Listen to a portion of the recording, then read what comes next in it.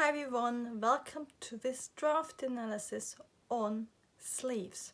I'm going to look at some nice examples of Chanel jackets and use them to show you the difference between a one-piece, a two-piece and a three-piece sleeve. I've put lots more examples in the description below. You can have a bit of a puzzling out of which ones you think are which. Next week I'm actually going to do a little drafting guide of looking at a one-piece sleeve trial and working out where would you draw your design lines to work for yourself, and also how these changes from one piece to a two-piece or darted sleeve and a three-piece sleeve change the look and also the fit of a sleeve. So let's have a look at 3 types of Chanel sleeves. Let's start by looking at one-piece sleeves. I got 2 examples for you. One is this one from the 50s, and the second one is also roughly from that period. And you can see it's still a nicely fitted sleeve, but it hasn't got any extra seams. Just got the one seam underneath the shoulder, and the way it works is like your normal basic bodice sleeve, but what you can do is add a little bit of shaping and tightening through your cuff, so you can actually convert your dart on your one-piece sleeve, which is a bit more fitted than your one-piece block sleeve, into a cuff. So this is sort of it's still a nicely fitted sleeve, but you can see with only one seam there and some sort of shaping in there, your fitting options are gonna be limited. And if you look at the drawing, it's a slim fitted sleeve, but it is still quite loose. And the same with the photograph. You can actually, I chose on purpose, you can see that's quite a loose sleeve. So again, there's probably some sort of a little bit of shaping underneath the elbow. So it could be a dart, or it could be a cuff at the back. Actually, I can't see it, so I think it's a there might be again just a little bit of shaping below the elbow, but it's not a loose oversized sleeve, but it's not a very fitted sleeve. You can see there's quite a little bit of volume around it. So the sort of sleeve you would end up using is when you have your basic sleeve, which is straight. You probably put in a little bit of shaping. We're going to talk about it more next week, how to work it out on your trial. You can put in a bit of shaping, and then you can also sort of create a little, you can add a dart, which of course you can, sorry, it goes at the back. You can have a dart, which you can also then flip round into your cuff for a bit more shaping. But you are fairly limited. Of course, with wool jackets, you have quite a nice bit of ease, so you can have really nice fit up here. But with only one seam, this area is always going to be quite straight, while most of our arms actually move forward. So it's a limited sleeve, but it can work quite well. And I'm going to show you how to do at your dart in a tutorial towards the end of the month too.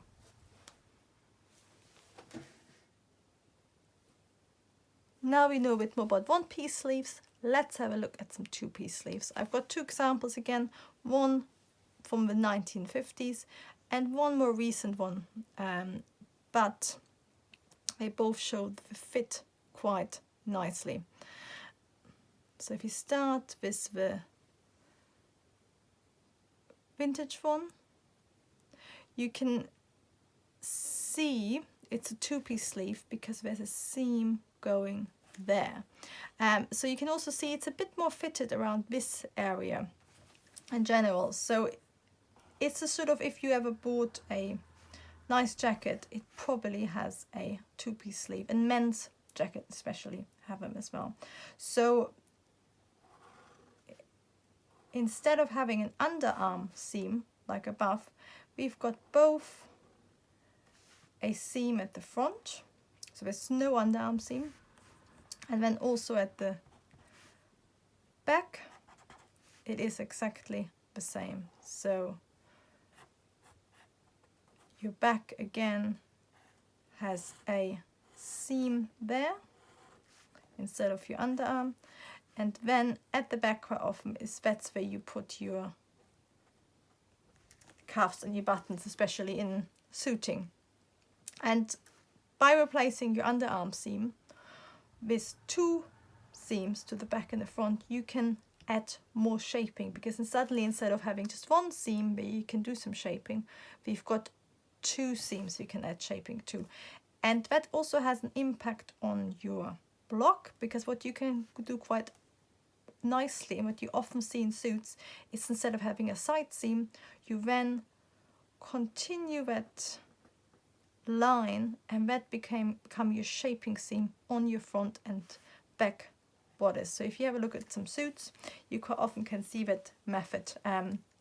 So your side is quite smooth. Of course, you can still have a side seam on the bodice if it's very fitted, but if it's a sort of slim semi-fitted one, then just having your side seam split into two at the front and the back means you can add some really subtle fitting and interesting style lines. So to create the two-piece sleeve, which I'm going to show you in a drafting tutorial in a few weeks time, what we're basically going to do is again use our basic sleeve, but then you use your dart, and then we also add two lines, and along that line you can create a bit of shaping if you want to as well, so you can pinch out to make it more fitted, and you basically end up, you stick it together to the underarm, and then you end up with two pieces which look like this. And the great thing is you can have sort of lots of very subtle fitting through these two lines, and by playing out with the dart and where you exactly move them, because you can have them quite close to the underarm or you can have them further away depending on what sort of look you're going for, but you can really start fitting very nicely. And you can see on here that's really sort of nicely fitted there, because it is fitted along the line there, which is here. And that's why quite a lot of us need more subtle fitting, because if you're depending on your arm size, you might actually say, oh, I need a bit more space here, but then I need to go in. So by having these two seam lines, you can create very subtle fitting lines, which you can't do with a one-piece sleeve. So this is the two-piece sleeve. It's a really nice classic one where you have lots of fitting options, and it really starts moving around your body rather than being straight. Finally, let's have a look at the famous Chanel three-piece sleeve. If you're a fan of Claire Schaffer, who also wrote the Couture Sewing Technique book, she did a pattern a while back with a three-piece sleeve. And I think she also had an article in Threads about it. So it's a very clever sleeve. Chanel used, as with any of these sort of more unusual ones, there's lots of mystique surrounding it. How does it work? Why do you do it? Is it an affection or does it actually work? So I'm going to draw it out and actually talk about why I think it's actually a really clever sleeve, which works very well. And it's a bit of a hybrid of a tailored sleeve and actually the sort of techniques we normally use for a grown-on sleeve. So you can see it here on Jackie O. It's a beautifully fitted, tight sleeve, and it's got this sort of, one of the really nice aesthetic reasons for doing it as well is that you got your cuffs right at the top, so they show off more, and sometimes you can put like a trim there as well. So it's a bit more of an impact rather than the trim being at the back or the cuff vent. I'm going to show you another image which really clearly shows you. So this is it's of its time. So you can see the sleeve isn't super fitted, and of course it's on a mannequin, so it has a few lines there, but they have normally a very beautiful fit. The reason I want to show you this one, because you can really see the top line there. So I'm going to draw it the slight angle, or try to anyway. So you can, that's your front and this is your back. Your sleeve has a line right at the top. That's your front here. And then it also has another seam at the front and another seam at the back, and then no underarm seam. So it's like this sleeve, but we add a third seam here. And the reason to do it, some people said, oh, it's purely aesthetic for showing off the buttons. I think that's a really nice side effect. I'm going to show you one more where you can, again, here again you can see the underarm seam, and then you can see the top line as well. The main reason is for doing it is that you get a really nicely fitted sleeve, but also when you're working in wool, you will have a head with quite a lot of ease, because you can really sculpt it around your shoulder and get that really nice rounded, well fitted sleeve head. And what the 3-piece sleeve actually does is, if I start with my normal sleeve again,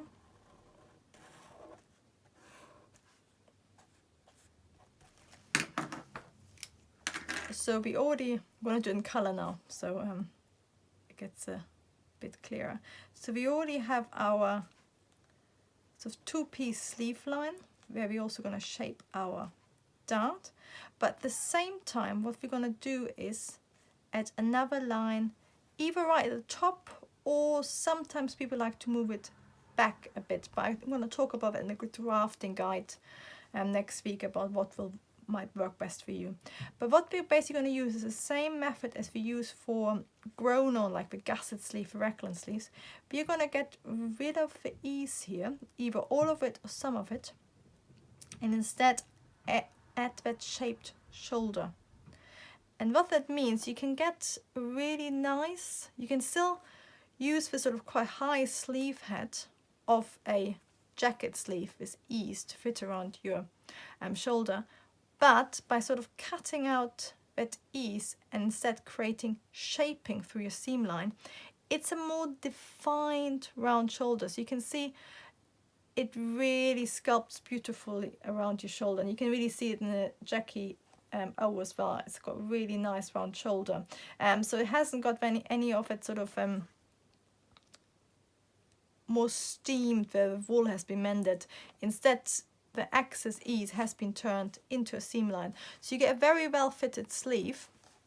And what happens at the same time as well sometimes is that people also make the armhole a little bit tighter, so you can really fit the sleeve and put some fitting lines in there. And of course at the same time you can also take some ease out of the top, so you now actually have 3 fitting lines. And of course before you turn it around, you can again make it slightly tighter around the side seam as well, so you might end up with 5 fitting lines, and then you have a sleeve which ends up looking like this. You've got your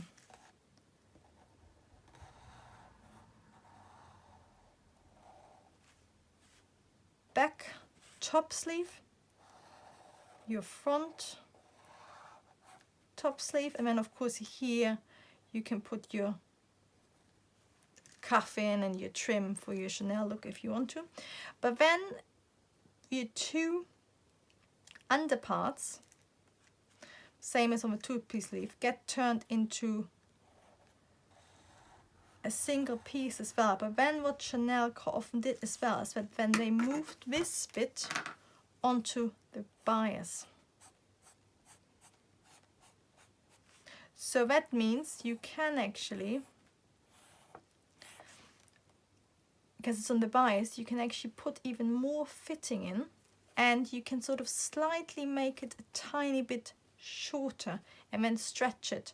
So again, it sort of gives you a really nice fitted sleeve. And I think you might be, no, you can't see it. It's quite hard to, because most people aren't interested in looking at this one. It's quite hard to find images where it actually shows you, but it's the bias underneath, but you can see it on some, and I've put one in the description below where you can see it, even if it's not that clear otherwise. But basically, by having this on the bias, you can play around with the fitting more, especially if it's a wool, which will fit really gently and nicely. So you've got this sort of nice structured sleeve up here, which is really well fitted, but then putting it on the bias makes it both really comfortable to wear, because it gives you a stretch, so you can have a really fitted sleeve, but because of the bias, you have in a way like not an elasticated, but you have like your elasticated bias stretch panel underneath, which means you can still have lots of arm movements for such a fitted sleeve. So if you think if that's a period before nylon, before the stretch added fabrics, this was a really good way of adding movement to a really fitted sleeve, which is why I think it's a really special sleeve, which is a great arsenal. It's, once you got your fitting right, it's actually just, it's as easy to sew as a two-piece sleeve, but it will give you really nice fitted sleeves.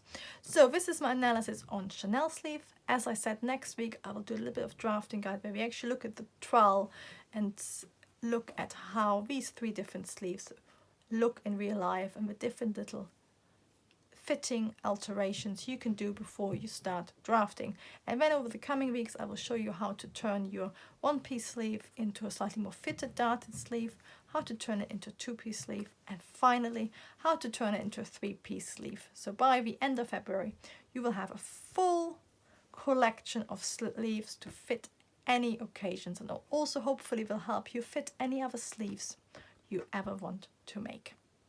But this is my little drafting guide on Chanel sleeves. I hope you enjoyed it.